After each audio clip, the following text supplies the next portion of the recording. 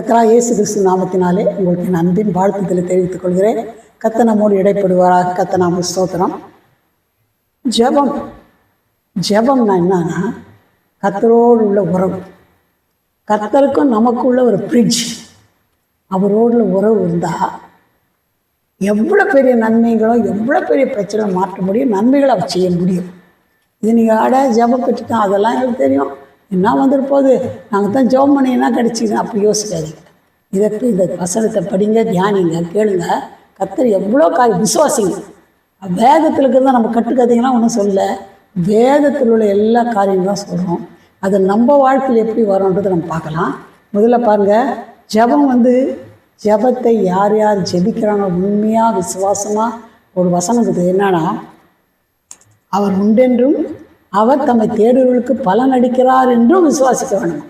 கர்த்தர் இருக்கிறாரு, அவர் யார் யார் தேடுறாங்களோ யார் யாருக்கு ஜெபிக்கிறாங்களோ அவங்க கண்டிப்பாக பலன் கொடுக்குறான்னு விசுவாசிக்கணும். அதுன்னா ஜெபம் பண்ணினா நான் அப்படி யோசிக்காதீங்க, கண்டிப்பாக கர்த்தர் செய்வார். கண்டிப்பாக எவ்வளோ சூழ்நிலைங்க, நான் சும்மா உங்களுக்கு கதைங்க சொல்ல, எத்தனையோ காரியங்களை எத்தனையோ பேர் எப்படி எப்படியோ ஜெபித்ததெல்லாம் கர்த்தர் செய்கிறார். அவ்வளோ வல்லமுள்ள தேவன். நம்ம ஜபத்தில் வல்லமை இல்லை, அவர் வல்லமுள்ள தேவன். அவர் சூழ்நிலையை பெரிய பெரிய காரியங்களை செய்திருக்கிறார். முதல் வசனம் சொல்லுதுன்னா, மத்தேயு 7ஆம் அதிகாரம் 7ஆம் வசனம், கேளுங்கள் அப்பொழுது உங்களுக்கு கொடுக்கப்படும், தேடுங்கள் அப்பொழுது கண்டறிவீர்கள், தட்டுங்கள் அப்பொழுது உங்களுக்கு திறக்கப்படும். இதெல்லாம் ஒரே அர்த்தம் தான். கேளுங்க, நீங்கள் ஜெபம் பண்ணால் கர்த்தர் உங்களுக்கு கண்டிப்பாக பதில். அது அவர் தெரிஞ்சால் அவர் செய்தனா செய்யட்டும், இப்படியெல்லாம் இருக்கக்கூடாது. அவர் ஜெபத்துக்கு பதிலளிக்கிறவர். அவர் பேரை இன்னொரு பேர் என்னன்னா ஜெபங்களை கேட்கிறவரே. அவர் பேர் ஜெபம் கேட்கறது தான் ஒரு வேலை. மனுஷர் இப்படி கேட்டு கேட்காத மாதிரி பார்க்காத மாதிரி போவாங்க. மனுஷரை பார்க்காதீங்க. இக்கட்டிலே எங்களுக்கு உதவி செய்யும், மனுஷருடைய உதவி விருதா வசனம் சொல்லுது. அப்படின்னா இங்கிலீஷில் இது மனுஷர் நம்புறது ஃபூலிஷ்னஸ், முட்டாள்தானம். மனுஷன் நம்பாத, கர்த்தர் கர்த்தர் செய்வார். அப்போ நம்ம என்ன பண்ணோம், கேட்குது மட்டும் அவரை நம்பும் போது, நான் பயப்படும் நாளில் அவரை நம்புவேன். இப்போ நம்ம ஜெபிக்கும்போது கர்த்தர் என்ன பண்ணார், உனக்கு வேலை இல்லையா கேளு, இந்த வேலை எனக்கு கொடுங்க ஆண்டவர் கேளு, எனக்கு இந்த பண தேவை அது கேளு, இல்லை வேறு எதுனா வேறு என்ன தேவையாக இருந்தாலும் எதுவாக இருந்தாலும் அவர்கிட்ட சொல்லுங்க, கேளுங்கள் அப்பொழுது உங்களுக்கு கொடுக்கப்படும். நான் கேட்கும்போது கர்த்தர் செய்வார். அப்போ நம்ம கேட்காது இருக்கக்கூடாது, கேட்கணும்னு கர்த்தரே விரும்புகிறார். அன்னாள் ஜெபம் பண்ணாங்க, ஆண்டவரே நிந்தையை நீக்கிங்க, ஒரு ஆண் பிள்ளையை கொடுத்தேன்னா ஒழித்துக்கே கொடுத்துட்றானே. அப்படியே கர்த்தர் செய்தார். பிள்ளை இல்லையே, ஒரு பிள்ளை பிறந்து அந்த பிள்ளைய வச்சு கர்த்தர்கிட்ட கொடுத்துட்டா, அப்புறம் எந்த பிள்ளையை வச்சு கொஞ்சம் நினைக்கல, சொன்னாங்க. கர்த்தர் சொன்ன மாதிரி செய்தார். அந்த பிள்ளையை கொடுத்தார். இன்னொரு 5 பிள்ளையை கர்த்தர் கொடுத்தார், ஆசீர்வதிச்சார். அதே மாதிரி சாலமோன் ஜெபம் ஞானம் வேண்டாண்டவன் கர்த்தர் ஞானத்தை கொடுத்தாரு. அவரு போல் ஞானம் வேறு யாருக்குமே கிடையாது. ஞானம் கேட்டு ரொம்ப நல்லா ஜெப குறிப்பு கொடுத்த, அதோட பணம் பொருள் எல்லாமே கொடுத்துட்டார். அதனால் கர்த்தர் என்ன செய்வார், கண்டிப்பாக நமக்கு செய்வார். அப்போ கேட்குறது கர்த்தர் கொடுப்பாரு.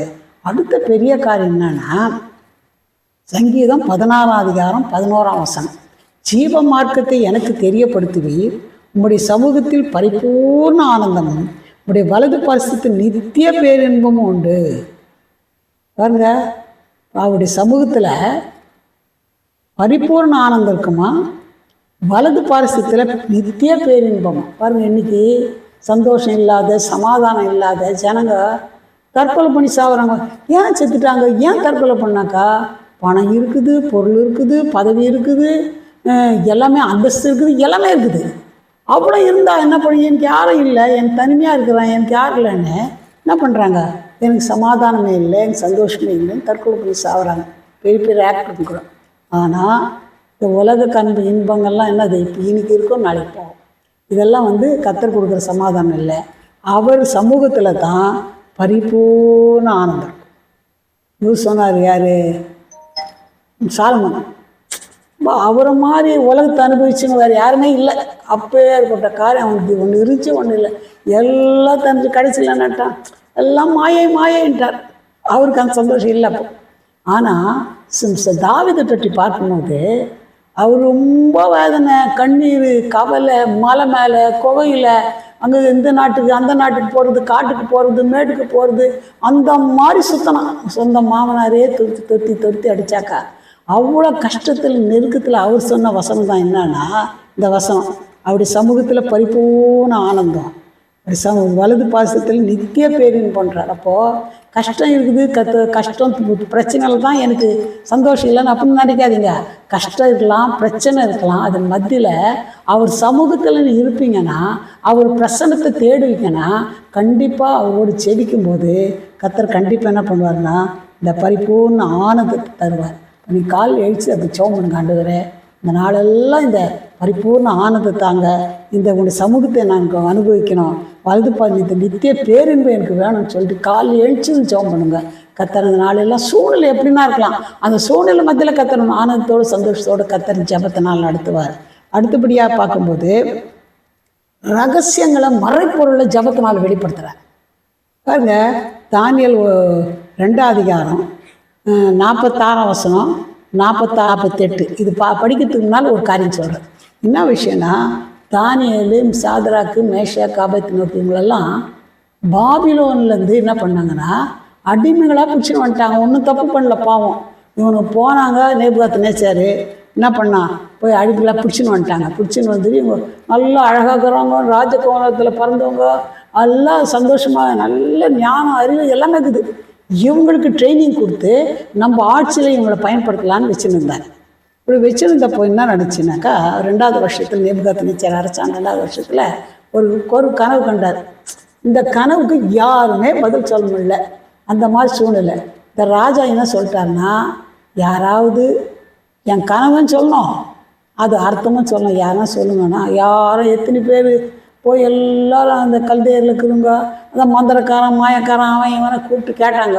ஐயோ, இது எங்களால் முடியாது, எப்படி முடியும், அது எப்படி கனவு சொன்னாலும் அர்த்தம் சொல்லலாம், கனவே தெரியல, நாங்கள் எங்களால் முடியாதுண்ணா, கூடி எல்லோரும் பிடிச்சி எல்லோரும் வெட்டி போட்டுன்ட்டான் ராஜா.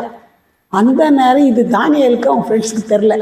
அப்போ கேள்விப்பட்டப்போ அவர் தேடுறாங்க, அவனை வெட்டு தேடுறாங்க தானியேலை. என்ன விஷயம்னு கேட்டார். அப்போ தானியேல் ஜனங்க சொன்னாங்க, அவர் ராஜா கனவு கண்டுக்கிறாரு, அதுக்கு யாரும் கனவு சொல்லணும், பதில் சொல்ல முடியல, எங்களால் முடியல, அதனால் எல்லாரும் வெட்ட போகிறோம், ஒன்று கூட வெட்ட போகிறாங்க. நான் உடனே ராஜா கிட்ட ஒரே ஒரு நாள் பர்மிஷன் கேட்டுக்கினார். பர்மிஷன் கேட்டு அவரும் நண்பர்களும் இரவில் ஜெபித்தாங்க. பாருங்கள், ஜெபத்துக்கு பதில் வருதுன்னா நம்ம பெரிய ஆளுன்னு நினைக்காதீங்க, நம்ம ஆண்டவர் பெரியவர், அது பெரிய ஆண்டவர் பெரிய காரியங்களை செய்வார். பாருங்கள், அப்படி ஜெபம் பண்ணும்போது கர்த்தர் என்ன பண்ணார், மறைப்பொருள்லாம் வெளிப்படுத்திட்டார், மொத்தத்தை வெளிப்படுத்திட்டார். அப்போ தான் உடனே அவன் போய் என்ன பண்ணான், எல்லாமே சொல்லிட்டான். இப்படி தான் கனவு, இது அர்த்தம், கனவு அர்த்தம் எவ்ரிதிங் சொல்லியாச்சு. ராஜாவுக்கு சொல்ல முடியாத ஆனந்தம். என்ன பண்ணாது தெரியுமா, வெரி குட் அப்படி சொல்லிட்டு போல. அது வசனம் படிக்கிறோம் பாருங்கள். இந்த தானியேல் 2ஆம் அதிகாரம் 46ஆம் வசனம் ரொம்ப முக்கியமான வசனம். அப்பொழுது ராஜாவாகிய நேபுகாத்நேச்சார் முகங்குப்புற விழுந்து தானியேலை வணங்கி அவனுக்கு காணிக்கை செலுத்தும் தூப காட்டும் கட்டிட்டான். ராஜா போய் முகங்குப்புற விடுறான். பாருங்க எவ்வளோ கனம். இது எப்படி வந்துச்சு, அவன் பண்ண ஜபத்துக்கு இருக்கிற பெரிய ஆண்டவர் வெளிப்படுத்திட்டார். காரியங்களெல்லாம் நைட்டுகள் எல்லாம் ஜபத்தில் வெளிப்படுத்திட்டார். அப்போ முகங்குப்புற விழுந்து வணங்கி காணிக்கை கொடுங்க, தூபம் காட்டுங்க. யார் சாமிகள் தான் அவங்க தூபம் காட்டுவாங்க, காணிக்கை கொடுங்க, தூபம் காட்டுங்கன்னு சொல்கிறாரு ராஜா. எவ்வளோ கனம் பாருங்க, எவ்வளோ பெரிய கனம் பாருங்கள். அடிமையாக தான் பிடிச்சின்னு வந்துக்கிறாங்க உங்களை. அப்போது நீங்கள் உண்மையாக கர்த்தரோடு உண்மையாக இருப்பீங்கன்னா, கர்த்தரோடு சரியாக ஜெபம் பண்ணிங்களா இருப்பீங்களான்னா உங்களுக்கு கூட அந்த கனத்தை கர்த்தர் கொடுப்பார். அடுத்தது பாருங்கள், இதில் 2ஆம் அதிகாரம் 48ஆம் வசனத்தில், பின்பு ராஜா தானியேலை பெரியவனாக்கி அவனுக்கு அநேக சிறந்த வெகுமதிகளை கொடுத்து அவனை பாபிலோன் மாகாணம் முழுவதுக்கும் அதிபதியாகவும் பாபிலோனில் சகல ஞானிகளிலும் பிரதான அதிகாரியாக நியமித்தார். எவ்வளோ பெரிய, இப்போ ஒரு தடவை வேணால் மறுபடியும் இந்த வசனத்தை படித்து பாருங்கள். எப்பேற்பட்ட, எனக்கு வேலையாக கிடைக்கல, என்ன பண்ணுறது, எவ்வளோ ஜெபம் பண்ண, அப்படி யோசிக்காத. தானியேல் கொடுத்தாரு, உனக்கு கொடுக்க மாட்டாரா? நான் ஒரு பட்சபாதம் பண்ண வர ஆண்டவர் இல்லை. அவன் அவ்வளோ தூரம் விசுவாசி, என்னை கொண்டாந்து நான் ஒரு தப்பும் பண்ணல, என்னை கொண்டாந்து இந்த அடிமையாக வச்சுட்டாங்க இந்த பாபிலோனில் சொல்லவே இல்லை, முறுமுறுக்கவே இல்லை. அடிமையாக இருந்தாலும் கர்த்தருக்கு உண்மையாக இருக்கிறான், தியாகம் பண்ணுறான், கர்த்தர் நான் தீட்டுப்படுத்த மாட்டேன்னு பொருத்தனை பண்ணுறான், கர்த்தரோடு உறவாடுறான். சரியான ஜபம் ஐக்கிறதுனால கர்த்தர் அவங்க ஜபத்தில் பதில் கொடுத்து கர்த்தர் என்ன பண்ணார், எல்லா பாபிலோன் மாகாணம் முழுவதுக்கும் அதிபதி ஆகிட்டார். அது மட்டும் இல்லை, ஞானிகள் மேலே பிரதானி அதிகாரிகளாக நியமிச்சிட்டார். உனக்கு வேலை இல்லைன்னு கவலைப்படாத, உன்னை அழகான ஒரு வேலையில் பெரிய பதவி வைக்க அவரால் முடியும். அவரோட ஜெபம் பண்ணு. அவரோட சரியான விதத்தில் கர்த்தர் உனக்கு கனத்தை தருவார், பதவி உயர்வு, ஆசீர்வாதம் எல்லாமே கொடுப்பார். அடுத்தபடியாக நம்ம பார்க்கும்போது லூக்கா 11ஆம் அதிகாரம் 4ஆம் வசனத்தில், எங்கள் பாவங்களை எங்களுக்கு மன்னியும், நாங்கள் எங்களிடத்தில் கடன்பட்டவர்களுக்கு மன்னிக்கிறோமே, எங்களை சோதனைக்குட்படா பண்ணாமல் தீமை நின்று எங்களை ரட்சித்துக் கொள்ளும் என்று சொல்லுங்கள் என்று. பாருங்கள், இயேசு ஒரு ஜபத்தை சொல்லி கொடுத்தாரு சீஷருக்கு. அப்போது ஜபம் ரொம்ப முக்கியமாக தான் கற்றுக்குறோம். அவங்களே கேட்குறாங்க, ஜபம் சொல்லி கொடு, ஜபம் கேட்குறேன். அதில் ஒரு பகுதி தான் 4ஆம் வசனத்தில் என்ன சொல்கிறாருன்னா, எங்களை சோதனைக்கு உட்பட பண்ணாமல் தீமை நின்று ரட்சித்துக் கொள்ளுங்க. சோதனை எல்லாருக்குமே வரும். இந்த சோதனையிலேருந்து நம்ம தப்பிச்சுக்கணும்னு சொன்னால் ஒரே ஒரு காரியம், அது என்னான்னு சொன்னால் ஜபம். ஜபம் பண்ணால் தான் இந்த சோதனையிலேருந்து வெற்றி காண முடியும். பாருங்கள், இந்த சோதனையெல்லாம் நம்ம தப்பு 1 கொரிந்தியர் 10:13 மனுஷருக்கு நேரிட சோதனை இல்லாமல் வேறே சோதனை நேரிடவில்லை, தேவன் உண்மையுள்ளவராக இருக்கிறார். அவர் சோதனையை தாங்கத்தக்கதாக சோதனை தப்பித்துக் கொள்ள முடியாது போக்கையும் உண்டாக்குவார். என்ன சோதனை இருந்தாலும் தப்பிக்கிறதுக்கு கர்த்தர் உதவி செய்ய. எப்போ நீ ஜெபம் பண்ண, அப்போ தான் அது கர்த்தர் செய்வார். பாருங்கள், இந்த எல்லா சோதனையும் நம்ம தப்பிக்க முடியாது. இவர்கிட்ட சொன்னார், யார்கிட்ட? பேதுருக்கிட்ட. நம்ம 1 மணி நேரம் ஜெபம் பண்ணக்கூடாதா? என்ன பிடிச்சின்னு போகிறாங்க, சிலுவையில் அறைய போகிறாங்க. நீங்கள் என்ன பண்ணுங்க, கொஞ்ச நேரம் என் கூட வந்து ஜெபம் பண்ணுங்க, ஒரு ப்ரேயர் சப்போர்ட் வேணும். 3 பேரை இட்டு போனால் நல்லா 3 பேர் ஜாலியாக தூங்குறாங்க. அவர் போய் ஜெபம் பண்ணிட்டு வர்றாரு இயேசு. இவங்க தூங்குனாங்க, செபிக்கலை. அதனால் ஒருத்தன் ஓடி போய் ஒழிஞ்சிக்கிறான். பேதுரு என்ன பண்ணாருன்னா மறுதளிக்கிறான். அப்புறமா என்ன பண்ணுறாங்கன்னா, அப்படியே பட்டயத்தை எடுத்து பேதுரு மல்குசுடைய காதை விட்டான். கழுத்தை வெட்ட போனான்னா தெரியல, காதை விட்டான். இப்போ இவ்வளவும் சோதனைக்கு வந்தது காரணம் என்னன்னா ஜெபிக்கலை. இப்போ சோதனையில் நம்ம தாழ்வுன்னு சொன்னோன்னா கண்டிப்பாக நம்ம என்ன செய்யணும்? ஜெபிக்கணும். அடுத்தபடியாக நம்ம யாருக்காவது ஜெபிக்கிறோமோ அவங்களுக்கு கர்த்தர் ரட்சிப்பு கொடுக்குறாரு. வசனம் நான் சொல்லுவேன்னா, ரட்சிப்பு கர்த்தருடையது, ரட்சிப்பு கர்த்தருடையது. பாருங்கள், 20 நம்முடைய தேவன் ரட்சிப்பை அருளும் தேவனாக இருக்கிறார். ரட்சிப்பை அருளும் தேவன், அவர் ரட்சிக்கிறவர். நம்ம யாருக்காக ரட்சிப்புக்காக ஜெபிக்கிறோமோ அவங்களுக்கெல்லாம் ரட்சிப்பை கர்த்தர் தருவார். 1 தீமோத்தேயு 1:15 பாவிகள் ரட்சிக்க கிறிஸ்து இயேசு உலகத்தில் வந்தார் என்ற என்கின்ற வார்த்தை உண்மையும் எல்லா அதிகரிப்புக்கும் பாத்திரமாக இருக்கிறது. இப்போது தேவன் ரட்சிக்கிற தேவன். அவர் ரட்சிக்கிறது தான் உலகத்துக்கு வந்தார். இப்போ நம்ம என்ன பண்ணால் மற்றவங்களுக்காக ரட்சிப்பு பண்ண நம்ம ஜெபிக்கணும்னு கர்த்தர் விரும்புகிறார். இங்கே போகாத, பசங்களுக்கு சொல்கிறது, அங்கே போகாத, அதை பார்க்காத, இதை இன்ஸ்டாகிராம் பண்ணாத, அதை பண்ண, இதெல்லாம் சொன்னால் அவங்க சட்டையே பண்ணுறது. இப்போ இந்த நாட்கள் இருக்கிற வாலிப பசங்க பெற்றோர் சொன்னால் நம்புறதில்லை, கேட்குறதில்ல, சட்டை பண்ணுறதோ இல்லை, அப்படியே இருக்கிறாங்க. இதே சொல்லி பெற்றோர் டென்ஷன் ஆகுறாங்க ஒழிய ஒன்றும் விடுதலை கிடைக்கல. இப்போ உங்களுக்கு அந்த மாதிரி உங்கள் பிள்ளைங்க அப்படி இருக்கிறாங்களா? உங்கள் பிள்ளைங்க அப்படி இருக்கிறாங்களா? டென்ஷன் ஆகாதீங்க. இங்கே போகாது, அங்கே போகாது, இதெல்லாம் சொல்லாதீங்க. சொல்லி ஒரு 10 பைசாக்கு லாபம் இல்லை. அவங்க மாறணும்னு ஜெபிக்கணும். பாருங்கள், இதுக்கு முன்னால் அகஸ்டின்னு ஒருத்தர் இருந்தார். அவங்க அம்மா பேர் மோனிகா. இந்த அம்மா என்ன பண்ணுவாங்கன்னா, சொல்லி ஒன்று நடக்கலை, சொல்லி பார்த்தாங்க. பிள்ளை கீழ்ப்படிதான் இல்லை.